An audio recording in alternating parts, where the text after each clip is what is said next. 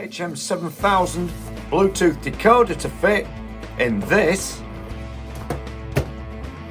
Boom! Collectors Club Edition.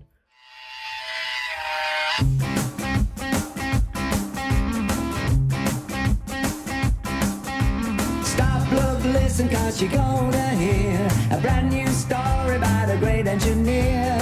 He's the greatest of them all, we claim. Number one is his... What have we uncovered? Casey Jones, steaming and rolling. Casey Jones, you never have to guess. When you hear a tooting of the whistle, it's a Casey at the throttle of the Cannonball Express. Well, yes, it's a beautiful day here in Shiredale. And no, I haven't forgotten TT120, but I'm having an inaugural run with another Collectors Club classic and a bit of a review, and we're going to be fitting some things to it. So stay tuned. And I'm also joined by ex-broadcaster Spencer J. Belfray. Give us a thumbs up, subscribe, let's get digging in. I got this Collectors Club P2 and these two buildings free along in the bundle. I'll also get my reward points and I'll save even further on my next purchase. These are resin buildings, Scaledale. Love them. When you're in a shed, when you're up a loft, cardboard wood's going to be no good. Not when there's damp or danger of damp. And I'm not saying there is that much in my loft, but it gets hot and it gets cold. These don't warp. And these hold the value as well. Flickering firebox. 21-pin Bluetooth decoder ready. New connection, loco-wise. New model, new tooling. Figures to go in. Sprung buffers. The lot. I had to buy the 21-pin decoder. £52.50 I managed to get this for. Plus a bit of postage. Let's get it unboxed. From the ice cube. Let it melt. Driving figures. Rather have these than etched nameplates, but if you want them, they are there. Nicely tucked in. Usual oomph, of course. Lubrication, decoder and sound fitting, accessories, coupling assembly, warranty, and the importance to let everybody know this includes very detailed parts. Handle with care. Of course, you've got the jockey wheels here, the smooth flangeless ones, so you can go around tighter bends and over undulating track. But for display purposes, you've got the flanged jockey wheel set as well. The roof vents on this particular P2, just one chimney outlet. Tension lock coupling at the back, tension lock coupling socket at the front. We're going to get the figures in. The coal sparkles like real coal, glistening like it would in the sun. I'm quite moved actually. As I also do when I get these things out of the box, give them a good check through. But before I do anything else now, always give them a little 9-volt battery test. You can just see the flickering firebox, you know. Once you get your eye down, it's there. Beautiful. Absolutely beautiful. Lamp iron at the front, stuck up, very delicate little part. Don't catch that here with your fingers. Yeah, this is what you're paying for. And if you want your Railroad and your Railroad Plus, go for that, guys. If you want your DC and staying with that, personally, I think the way it's going now with a Bluetooth dongle, DCC, just second nature. So I hope you look at the videos I've done for that. And you want to be, you know, looking at not just what's on top, although it is absolutely exquisite. You want to be looking what's underneath as well. There's plenty under the hood here with the motor. And Hornby are renowned now, after years and years, for producing reliable rolling stock. Good, reliable motors, linkages. This is just taking it that next step ×2 into the future. If you run it with the decoder here, 21-pin as well. Again, another notch up from 6 to 8, you know, to 18 to 21. Weight comparison. I've got 3 models because sometimes it doesn't mean anything when we don't compare it to something else. There we have it. 452 grams. Okay.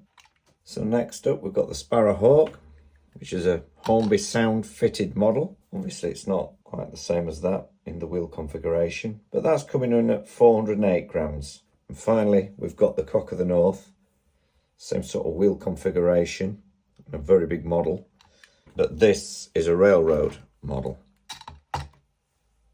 And that's coming in at 503 grams.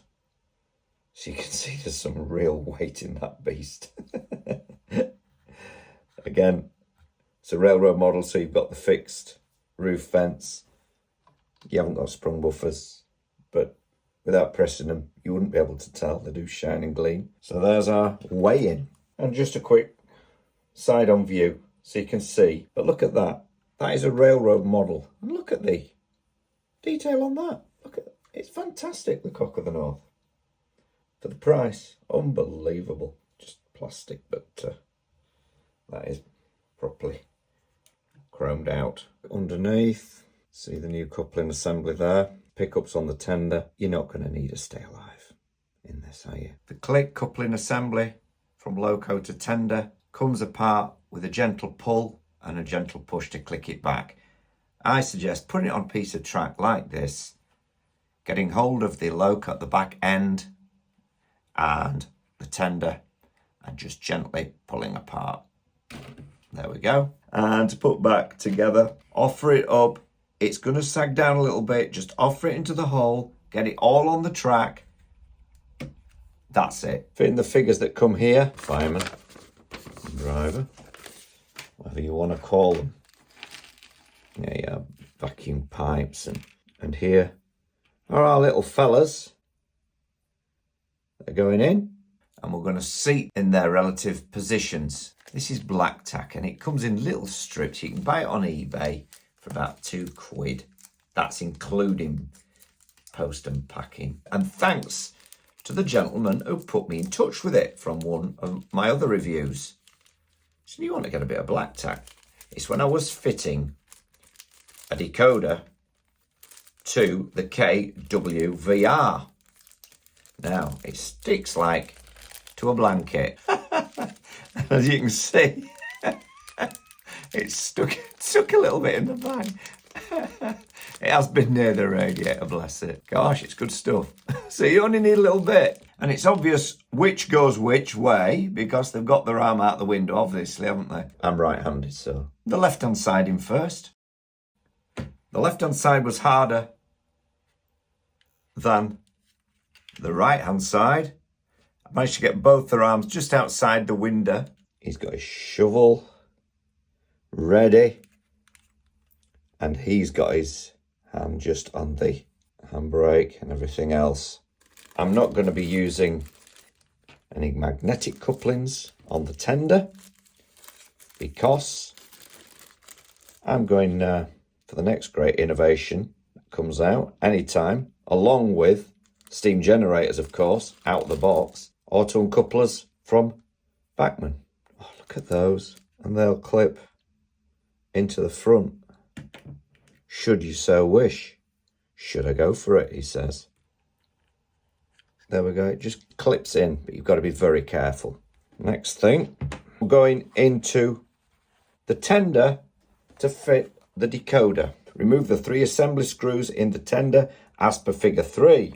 Lift the body away from the chassis to gain access to the decoder and speaker as per figure 4. Remove the 21-pin blanking plug from the PCB and replace with a 21-pin locomotive decoder as per figure 3. The Sugar Cube speaker is fitted with an adhesive strip, it is, and slots into position, so it's already got the bass baffle mounted. Good idea, Hornby. And slots into position under the decoder as per figure 3. Note, the Sugar Cube speak cannot be accessed until the decoder and blanking plug has been removed. Get yourself some jeweler screwdrivers. Can't state enough, you want the right size one. Don't be forcing it, you know, taking the heads off your screws. You can feel it when it fits. That fits.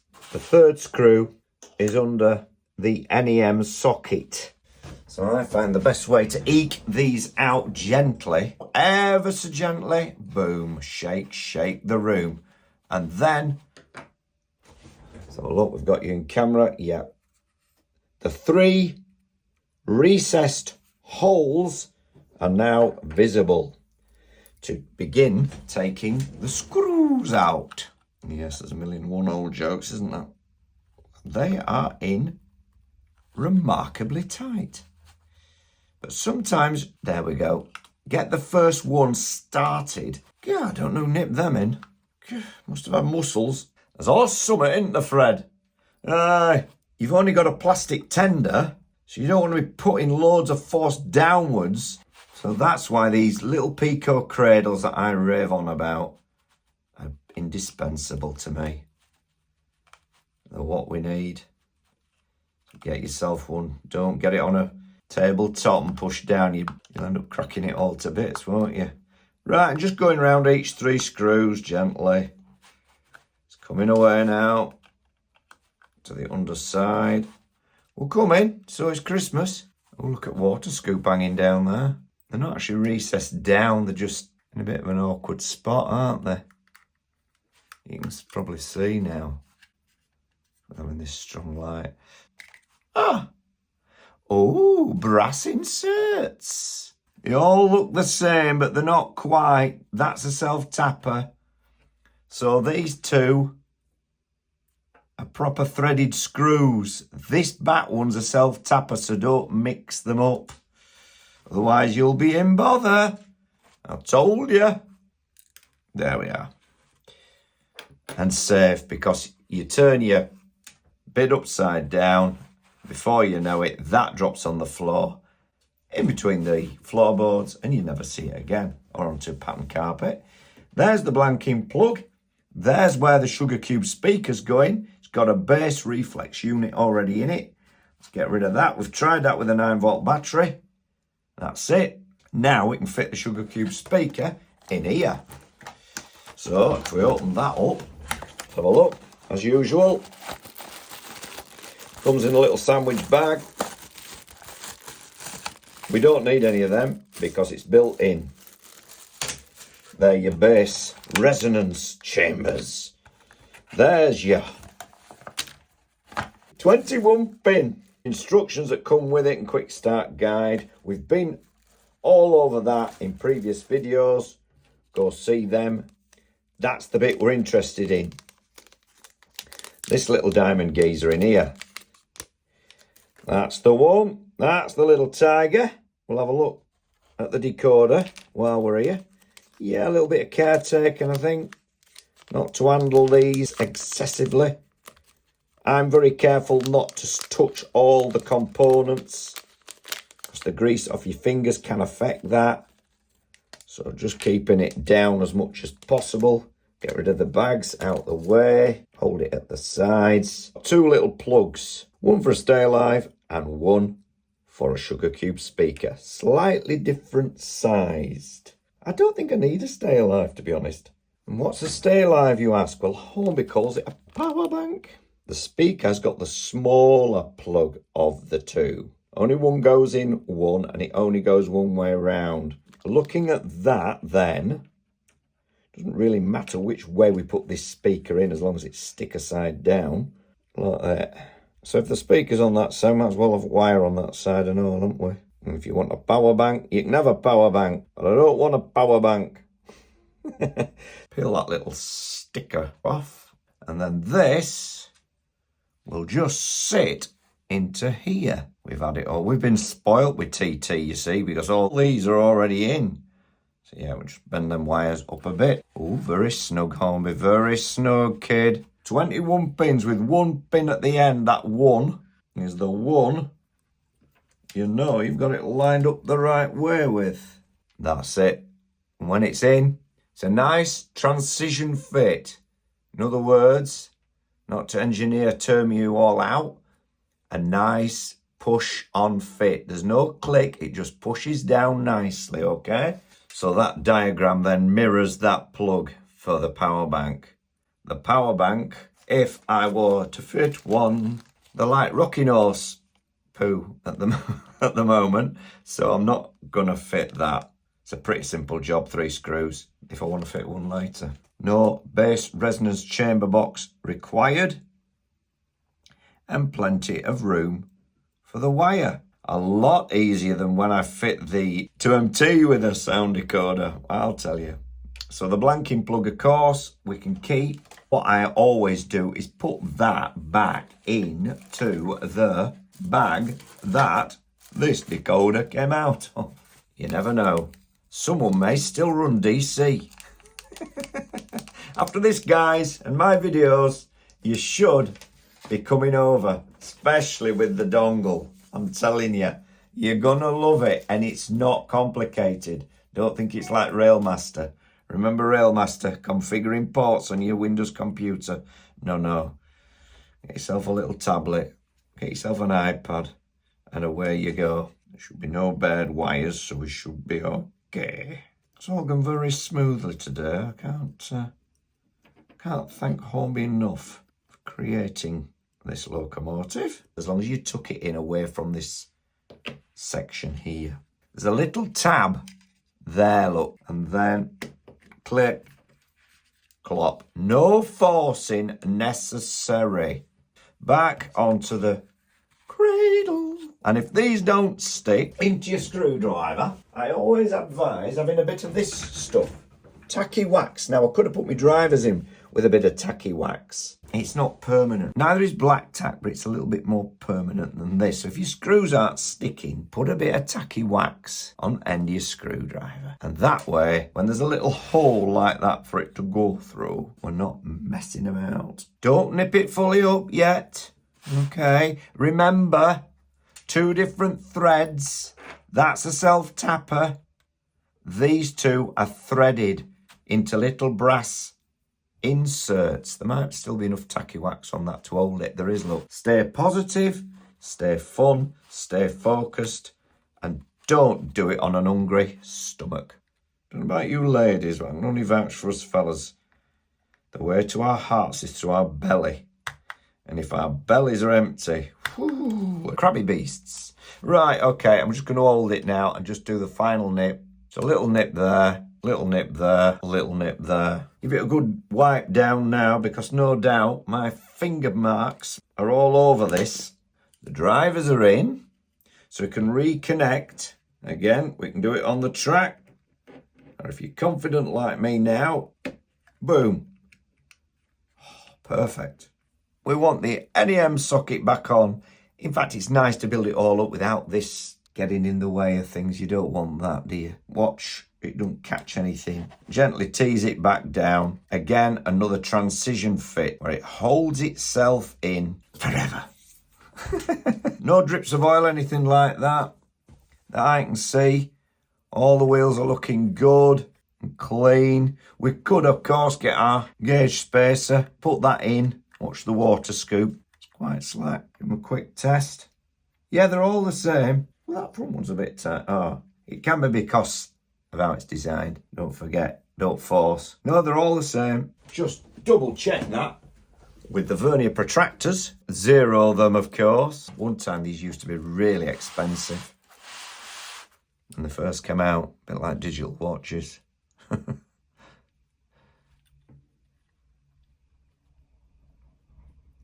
14.73, 14.60.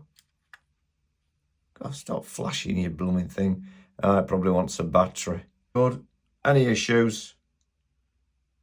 14.6. You've got that there. It skids. That roller skids on the bottom for a reason, so you can't apply too much force when you're trying to do dimensions. And if you're here, it's meant to skid. It does eventually. Fairly squeezes my finger, does that. But these are cheap ones. The more expensive ones do work better. It's flashing because it wants a new battery, but it's all right. We will put one in. Power that track up, connect it to HMDCC, register it, and download the sound file to the new decoder, because there's a P2 one. Let's go. We've got the Elite as the power supply. I'm also using the legacy dongle, so I'm going to address it once I've addressed it with the iPad first, because remembering that this is a Bluetooth decoder. So I've got all that in. So what we're going to do now is turn the Elite on. You want to be in standard mode for the dongle and I've got version 1.44 downloaded into the Elite. I've got the locomotive on the track, decoder in, your Bluetooth is switched on, and load the HMDCC app. Host disconnected. I'm going to make this number 24 address. So we want to link a new device. Here we are. Start scan. There we have it. That is the decoder, the 21-pin decoder in the Thane of 5. That's linking the decoder to this iPad. The iPad will then be forever its way unless you unlink the iPad and assign a new device. That's going to be always the way to update CV settings and things like that, volumes. Your dongle is going to be for connecting another gadget. Updates required, so we'll do the Bluetooth firmware update. Start update. This is very usual, and it can take a little bit of time. I think it's George Waller at Hornby that's had a lot to do with this. Very technically minded, but practical minded as well. I've always found in the music side of things that programmers weren't always developing the programs like drum machines for musicians to use. They weren't very tactile for the musician. So it's done, update complete. But this is very tactile indeed. Please power cycle, of course, if it's got a power bank in there, you wait longer than 60 seconds. If it's no power bank in there, it's just 5 seconds. If it's got a power bank in there, you've got to wait for that to discharge. They're really quality, the power banks within the Hornby umbrella, the new ones for these decoders. No soldering, remember that? No soldering, tiny wires on. And there we are. So I'm going to label this 24. And I'm going to call it, of course, P2, Thane of 5. No image set. Should we do that? Why not? Just for now. I'll take one. I'm going to get one off the site, actually. Very dark image because the light's behind, but never mind. Well, we haven't got any sounds yet, have we? Locomotive settings. Import function map. So there we have the sounds. The basic steam sounds. Look at that straight away. If I swap direction, just put it on, nudge it up to setting 1.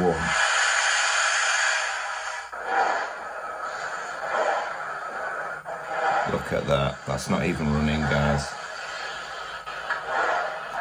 That's on unclean track as well. Turn the sound off and just let you listen to the sound of that.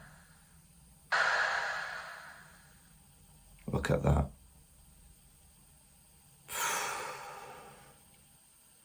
That is colossal. You can also set your buttons up, switch, push button, timed. Put it over to DCC control. Just call it up, it's already there. Cook me that sandwich.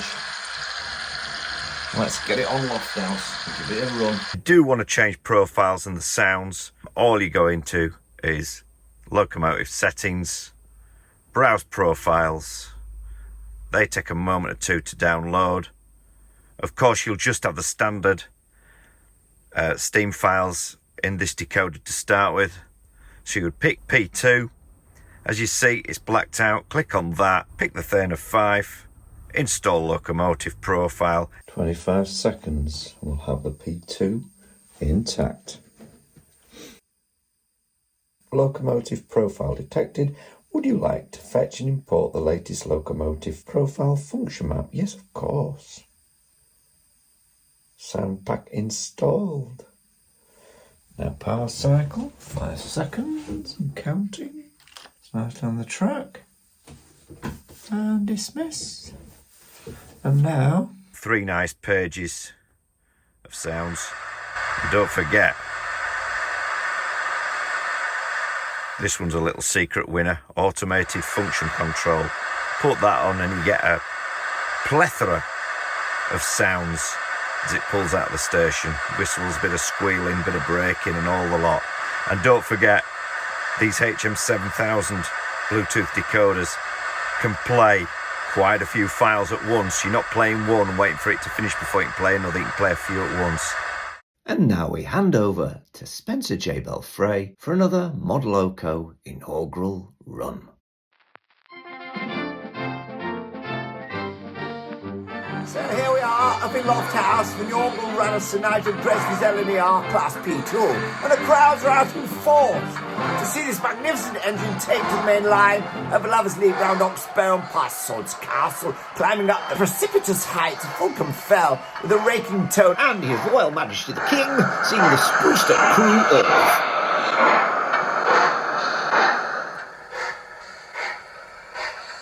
Lofthouse. As you see today, no passengers on board, just in case there's anything amiss on the line or with the gearing. We're following behind with BBC and a crew of 4. Cameras in tow. There she is from the land-based team at the line side. And as we start to go now, we can really start to see her in all her glory with these fine coaches, a rake of green to match the fine engine herself.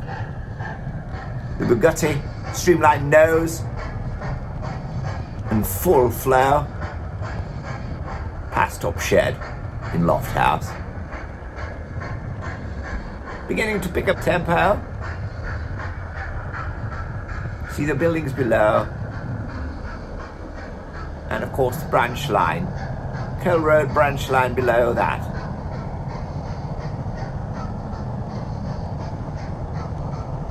See the canal buildings and bridge from Lower Lofthouse.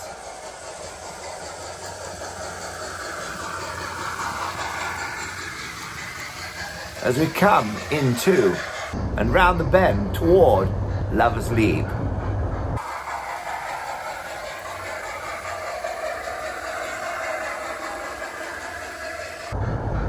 Fine construction from a good team. Mr. Leader of Leeds, fantastic, who built the Tetley Bridge.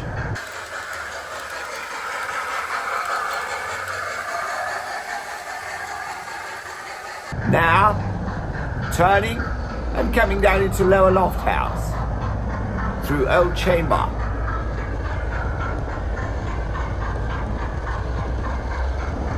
Still picking up a little bit of speed, and we can see the farm buildings there to the right on your screen.